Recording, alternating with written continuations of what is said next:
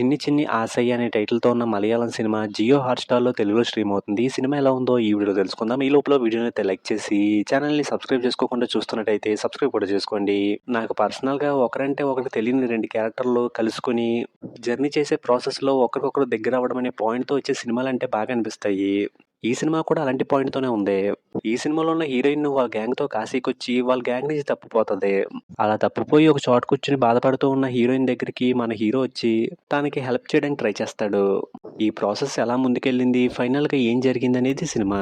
ఈ సినిమాలో ఆ 2 మెయిన్ క్యారెక్టర్ల మధ్య వచ్చే కొన్ని సీన్స్ అయితే చూడడానికి బాగా అనిపించినియి.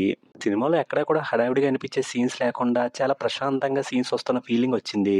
అలాగే సినిమాలో ఆ క్యారెక్టర్‌కి సంబంధించిన ఎమోషన్స్‌ని కూడా చూపించారనిపించింది. అలాగే సినిమాలో ఉన్న క్యాసీ బ్యాక్‌డ్రాప్‌ని కూడా చాలా నేచురల్‌గా చూపించారు. ఇంక సినిమాలో మెయిన్ లీడ్‌గా చేసిన ఇద్దరు కూడా పెర్ఫార్మెన్స్ అయితే చాలా నేచురల్‌గా చేశారనిపించింది.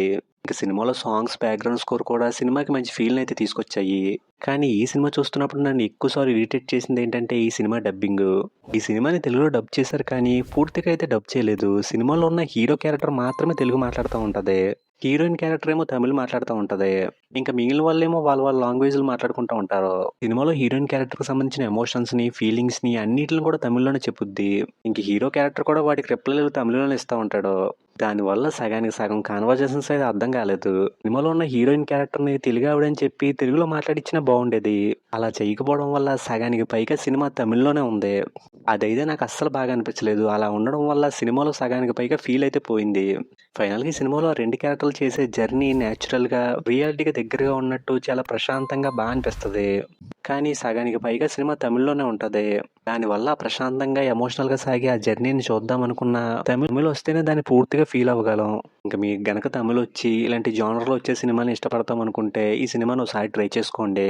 అంతేకాని లాంగ్వేజ్ రాకుండా చూద్దాం అనుకుంటే మాత్రం చాలా వరకు ఇరిటేటింగ్‌గానే అనిపిస్తది. అందుకే ఈ సినిమాకి నేనిస్తున్న రేటింగ్ అయితే 2.25 ఔట్ ఆఫ్ 5. ఇంకా వీడియోని క్లోజ్ చేసే ముందైతే వీడియోని లైక్ చేసి ఛానల్‌ని సబ్స్క్రైబ్ చేసుకోకుండా చూస్తున్నట్టయితే సబ్స్క్రైబ్ కూడా చేసుకోండి.